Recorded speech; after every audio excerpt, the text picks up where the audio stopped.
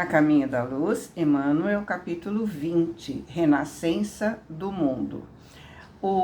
Movimentos regeneradores. Os movimentos regeneradores foram o Renascimento, os descobrimentos e o humanismo, tá?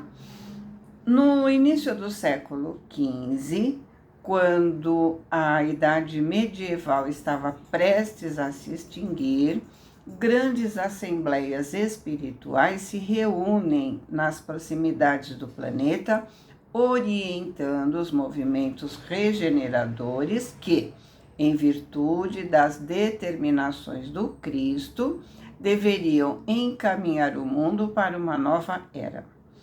Todo esse esforço de regeneração efetuava-se sob o seu olhar misericordioso e compassivo, derramando da sua luz sobre todos os corações. Mensageiros devotados, ou seja, missionários, reencarnam no orbe para desempenho de missões carinhosas e redentoras. Na Península Ibérica, sob a orientação da personalidade de Henrique de Sagres, foi grande missionário, incumbido de grandes e proveitosas realizações, fundam-se escolas de navegadores que se fazem ao grande oceano em busca de terras desconhecidas. A Escola de Sagres é uma escola náutica que foi instituída em Portugal. No entanto, é necessário retomar anos antes da sua fundação para melhor compreender seu objetivo. Afinal, a Europa, por volta do século XV, passava por diversas transformações no que tange a cultura, principalmente. O fim da Idade Média e o início da Idade Moderna estavam em alta, dando abertura para grandes descobertas. O mercantilismo tomou o lugar do feudalismo e se instaurou o período do Renascimento. Havia expectativa de exploração de novos horizontes e novos continentes para acumular capitais, reajustando os prejuízos trazidos pela era anterior. Nesse período, Portugal e Espanha tinham destaque possuindo interesses em comum na descoberta de novas terras, não apenas para a extração de riquezas, mas também para a colonização e para a expansão do catolicismo, visto que ambos os países eram controlados pela Igreja Católica. Então, aí a gente percebe, né? Eles estavam sendo intuídos para grandes descobertas,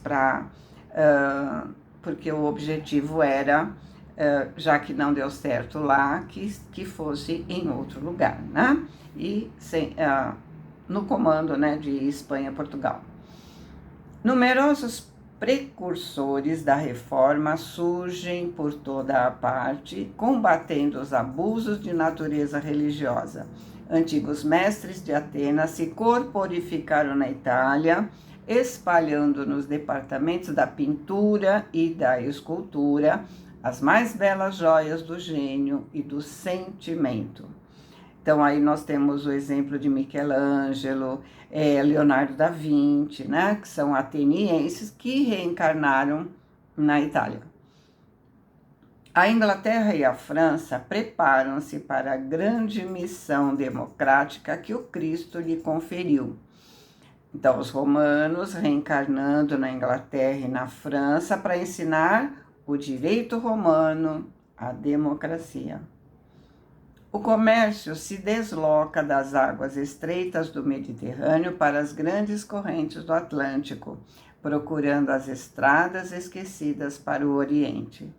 Jesus dirige essa renascença de todas as atividades humanas, definindo a posição dos vários países europeus e investindo cada um deles de determinada responsabilidade na estrutura da evolução coletiva do planeta. Ou seja, cada país com uma responsabilidade. A Itália deveria se dedicar às artes, A Inglaterra e a França com a responsabilidade da política, com a redemocratização. Portugal e Espanha para povoar lugares desconhecidos até então. Para facilitar a obra extraordinária dessa imensa tarefa de renovação, os auxiliares do Divino Mestre conseguem ambientar na Europa antigas invenções e utilidades do Oriente, como a bússola, que foi inventada no século I, para as experiências marítimas, e o papel para a divulgação do pensamento. O papel foi inventado na China no ano 100 a.C. E somente no final do século XIV chegou à Europa, e aí Gutenberg inventa a imprensa. Missão da América. Então, o Cristo localiza na América as suas fecundas esperanças. O século XVI alvorece com a descoberta do continente novo, sem que os europeus, de modo geral, compreendessem na época a importância de semelhante acontecimento. As riquezas fabulosas da Índia deslumbram o espírito aventureiro daquele tempo, e as testas coroadas do velho mundo não entenderam a significação moral do continente americano. Eles estavam tão fascinados com as especiarias, né, com as sedas e tudo mais que vinha do Oriente, que não deram importância ao que estava acontecendo. Essa é a verdade, né? Porém, os operários de Jesus, afastados da crítica ou do aplauso do mundo, cumprem os seus grandes deveres junto às terras novas. Sob a determinação superior, organizam as linhas evolutivas das nacionalidades que daí teriam de florescer no porvir, no futuro. Nesse campo de lutas novas e regeneradoras, todos os espíritos de boa vontade poderiam trabalhar pelo advento da paz e da fraternidade do futuro humano. E por isso que, trabalhando para os séculos futuros, definiram o papel de cada região no continente, localizando o cérebro da nova civilização no local onde hoje se alinham os Estados Unidos da América do Norte. Vamos lembrar, né, que quem foi para os Estados Unidos foram os ingleses, ou seja, os romanos que estavam encarnados na Inglaterra. Então, a política, a materialidade, a riqueza foi para lá. E o seu coração nas extensões da terra farta e acolhedora, onde floresce o Brasil, na América do Sul. Por isso que nós temos o livro, né, Brasil, Coração do Mundo, Pátria do Evangelho, que eu pretendo fazer desse livro a continuidade deste aqui, né, uma vez que o assunto é o mesmo, é como se fosse a continuação, né, desse aqui, só que por outro autor. Infelizmente ainda não o somos, quer dizer, não somos o Coração do Mundo e Pátria do Evangelho, porque ser Pátria do Evangelho não é somente divulgar, é principalmente vivenciar o Evangelho. É preciso colocar em prática, viver e não apenas dizer. Os primeiros guardam os poderes materiais e o segundo detém as primícias, o começo dos poderes espirituais com vistas à civilização planetária do porvir. Ou seja, Estados Unidos guarda os poderes materiais, né? E aqui na América do Sul, Brasil, né, detém o começo dos poderes espirituais com vistas à civilização planetária do futuro. O plano invisível e a colonização do Novo Mundo. Após a descoberta da América, um grande esforço de seleção espiritual foi levado a efeito no seio das lutas europeias no sentido de se criar no novo mundo um outro sentido de evolução. Ou seja, como o plano espiritual está no comando, no sentido da nossa evolução, não existe nada sem planejamento. Eles selecionaram espíritos que reencarnariam na Europa e que viriam para as Américas iniciar o novo mundo. Muitos podem até pensar que não tem jeito mesmo, mas os prepostos de Jesus estão no comando, respeitando o nosso tempo de aprendizado, que por sinal é muito lento. Se os colonizadores da região americana nos primeiros tempos eram os degredados ou os proscritos da sociedade europeia, precisamos considerar que esses colonos não vinham apenas nas grandes capitais do antigo continente, na exclusiva observação do plano espiritual. No mundo invisível também partiram inúmeras caravanas de almas de boa vontade que se corporificaram nas terras novas como filhos daqueles degredados, muitas vezes perseguidos pela iniquidade da justiça dos homens. Ou seja, não são espíritos superiores, mas sim espíritos de boa vontade, aqueles que estão dispostos a trabalhar, estão dispostos a se modificar. A esses espíritos mais ou menos adiantados, numerosas entidades da Europa, cansadas das lutas inglórias de superioridade e de ambição, se aliaram buscando a redenção no esforço construtivo de uma nova pátria em bases sólidas da fraternidade e do amor, organizando-se desse modo, entre os povos americanos, códigos e sentimentos mais aperfeiçoados dentro da compreensão da comunidade continental.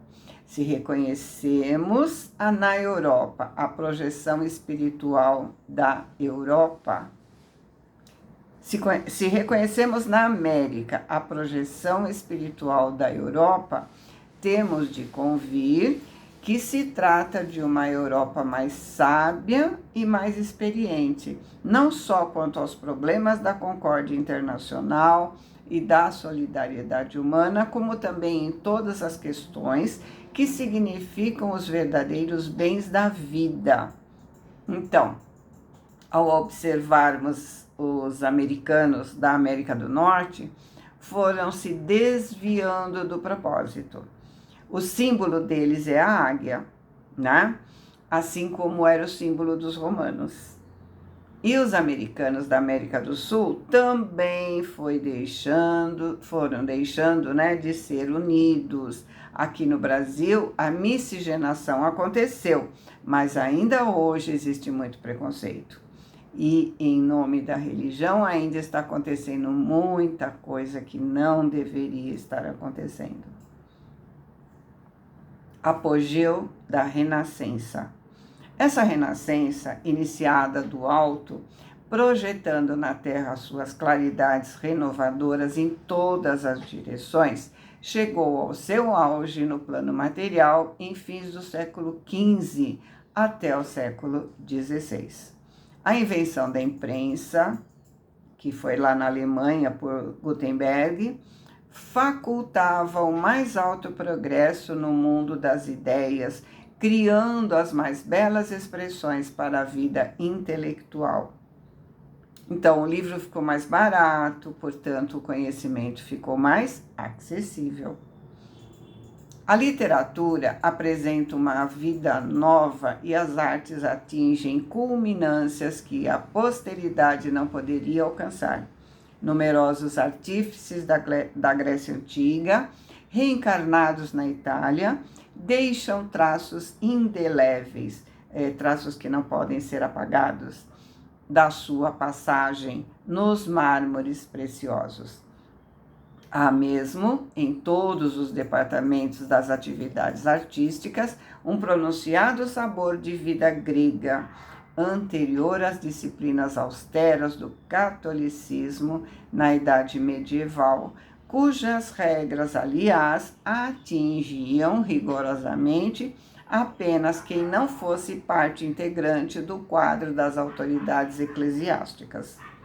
Então, as leis valiam apenas para o povo, não para os nobres, não para os eclesiásticos. Renascença religiosa. A essas atividades reformadoras não poderia escapar a igreja desviada do caminho cristão. Assim, o plano invisível determina a vinda ao mundo de numerosos missionários com o objetivo de levar a efeito a renascença da religião, de maneira a regenerar os seus relaxados centros de força. Aqueles que faziam parte das autoridades religiosas, não estavam lá por vocação, mas sim pelo poder. Eles eram filhos de nobres que entravam para o alto clero para poder dar continuidade à riqueza desses nobres, poder garantir o poder, a riqueza para eles. Seus familiares os colocavam lá por muitas vezes contra a vontade deles. E aí eles acabavam sendo promíscuos. É assim que, no século XVI, aparecem as figuras veneráveis de Lutero, Calvino, Erasmo de Roterdã, Melanchthon e outros vultos notáveis da Reforma na Europa Central e nos Países Baixos. Por ocasião dos primeiros protestos contra o fausto desmedido dos príncipes da Igreja, Leão X ocupava a cadeira pontifícia, cuja vida mundana impressionava desagradavelmente os espíritos sinceramente religiosos.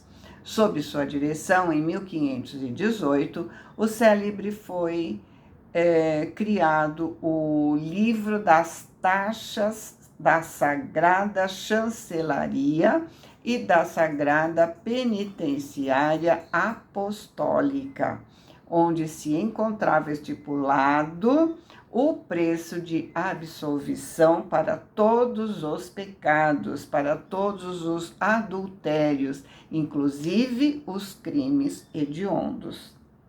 Então, Leão X foi o último não sacerdote que foi declarado papa. Era príncipe e bastante promíscuo. Criou o livro das taxas, como a gente acabou de ver. Cada pecado tinha um preço a ser pago para ser perdoado. E os dominicanos eram os cobradores dessas taxas. Tais rebaixamentos da dignidade eclesiástica ambientaram as pregações de Lutero e de seus companheiros de apostolado. De nada valeram as perseguições e ameaças ao eminente frade agostiniano. Alguns historiadores enxergaram na sua missão uma simples expressão de despeito de seus companheiros de comunidade, em face da preferência de Leão X, encarregando os dominicanos da pregação das indulgências.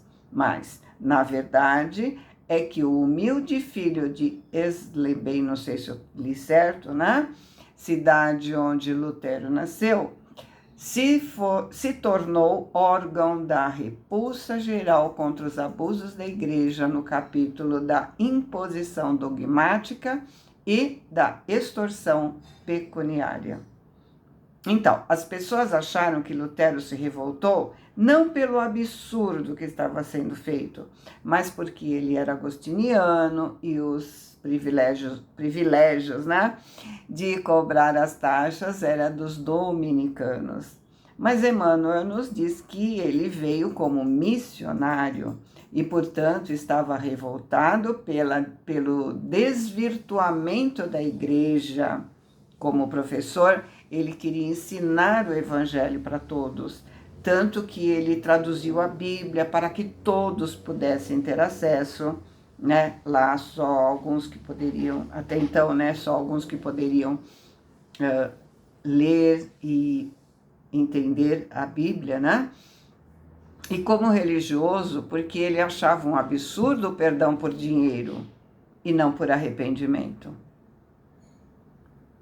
Os postulados de Lutero constituíram, antes de tudo, uma modalidade de combate aos absurdos romanos, sem representarem o caminho ideal para as verdades religiosas. Então, graças à imprensa que tornou isso possível, né? Ao extremismo do absurdo, respondia com o extremismo da intolerância, prejudicando a sua própria doutrina. Então, eram extremamente condescendentes com eles mesmos e puniam toda e qualquer pessoa que se levantasse contra os dogmas impostos, contra a infalibilidade do Papa, contra as ordens do Papa. Eram considerados hereges e muitas vezes, mortos. Mas o seu esforço, o esforço de Lutero, né, se coroou de notável importância para os caminhos do futuro. A Companhia de Jesus.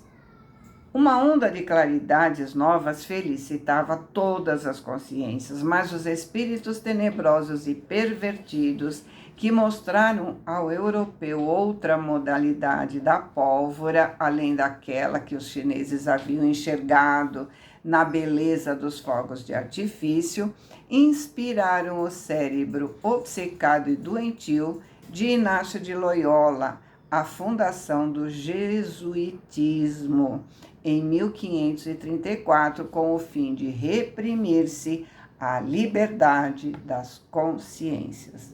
Então, assim como os prepostos de Jesus se reuniram para enviar ajuda, né? Infelizmente, os irmãozinhos menos esclarecidos também se reuniram nos umbrais, nas trevas. Enquanto os chineses apreciavam os fogos de artifícios feitos com pólvora, na Europa, pela inspiração desses irmãozinhos, a pólvora é usada para matar pessoas. Eles também inspiraram o cérebro obcecado de Inácio de Loyola, que era obcecado para doutrinar os mouros, para saquear, para fazer, para usar o poder, a subjugação. Criou a Companhia de Jesus para combater o protestantismo.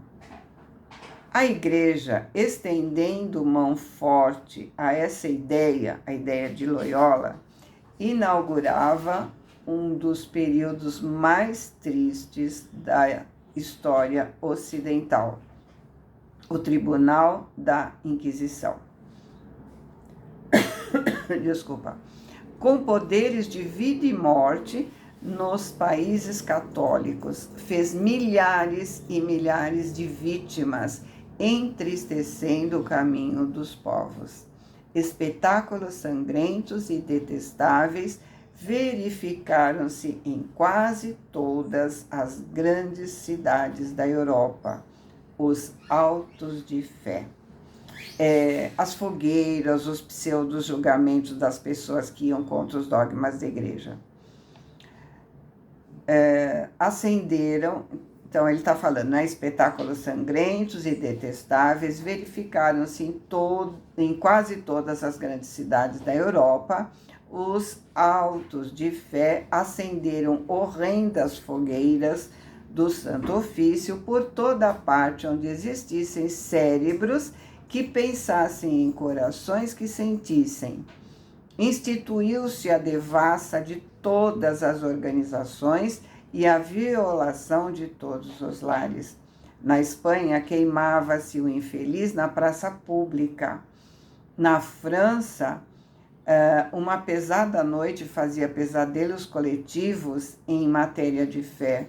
Ele está se referindo à noite de São Bartolomeu, que foi um episódio de repressão ao protestantismo na França, organizado pelos reis católicos. Foi um massacre religioso que ocorreu em 1572, Começou na madrugada de 24 de agosto, que é o dia de São Bartolomeu, e durou quase até outubro. Foi o pior dos massacres religiosos do século e deixou a marca na mente dos protestantes europeus, que passaram a acreditar que o catolicismo era uma religião sanguinária e traiçoeira. Na Irlanda, muitos fiéis faziam questão de levar ao altar de Jesus a vela feita de gordura dos protestantes. Olha o absurdo praticado em nome de Jesus, que veio pregar o amai-vos uns aos outros. Eles matavam e com a gordura da vítima, né, deles, eles faziam velas. Ação do jesuitismo. A Companhia de Jesus, de nefasta memória, não procurava conhecer os meios para cogitar apenas os fins imorais a que se propunha. Então, aquele famoso, os meios justificam os fins. Para eles, não importava matar. O objetivo era que a pessoa aceitasse os dogmas da igreja, por bem ou por mal. Sua ação desdobrou-se por largos anos de treva nos domínios da civilização ocidental, contribuindo amplamente para o atraso moral em que o homem científico dos tempos modernos se encontra. Então, a ciência foi prejudicada porque o homem era impedido de pensar. Tinha que aceitar a igreja como soberana em sua vida. Suas hordas de predomínios, de cupidez e de ambição não martirizaram apenas o mundo secular. Também os padres sinceros sofreram muito sob sua preponderância nefasta. Aqueles padres que eram contra essas atrocidades também eram penalizados como os protestantes. Tanto assim que, como o Papa Clemente IV tentou extingui-la, né? Tentou extinguir a Inquisição em 1773, com o seu breve Dominus Acte Redemptor, exclamava desolado: assino minha sentença de morte, mas obedeço a minha consciência. Com efeito, em setembro de 1774, o grande pontífice entregava a alma a Deus no meio dos mais horrorosos padecimentos, vitimado por um veneno letal que apodreceu lentamente o seu corpo. Então, não se satisfizeram em matá-lo, mas fizeram com que ele sofresse muito antes de morrer, dando um veneno que não mata na hora, que vai apodrecendo o corpo por dentro. O Dominus Acte Redemptor é um documento que tem 45 parágrafos no total. No parágrafo introdutório, Clemente IV, 14º, né? Clemente XIV, observa que como Cristo veio à Terra como um príncipe da paz, isso foi transmitido aos apóstolos e ao sucessor de Pedro, cuja responsabilidade é promover as instituições que buscam a paz e eliminar aquelas que impediam. É por isso que o Papa se dá como o seu próprio poder para suprimir uma ordem religiosa se ela ameaçar a harmonia e a tranquilidade da Igreja. Em seguida, Clemente prossegue com um estudo detalhado dos motivos que o motivaram a extinguir a Companhia de Jesus. Então, primeiro, uma longa lista de acusações contra a ordem, né, está listada. Segundo, recorde-se que, ao longo da sua história, a ordem foi severamente foi severamente crítica. Terceiro, evoca-se a angústia causada aos papas anteriores pelas lutas entre católicos em relação à doutrina jesuíta. Em uma sessão final mais técnica, Clemente XIV pronuncia a sentença régia pela supressão da Companhia de Jesus. Algumas disposições ditadas para aplicação do escrito são adicionadas. Boa semana, fiquem com Deus, amo vocês.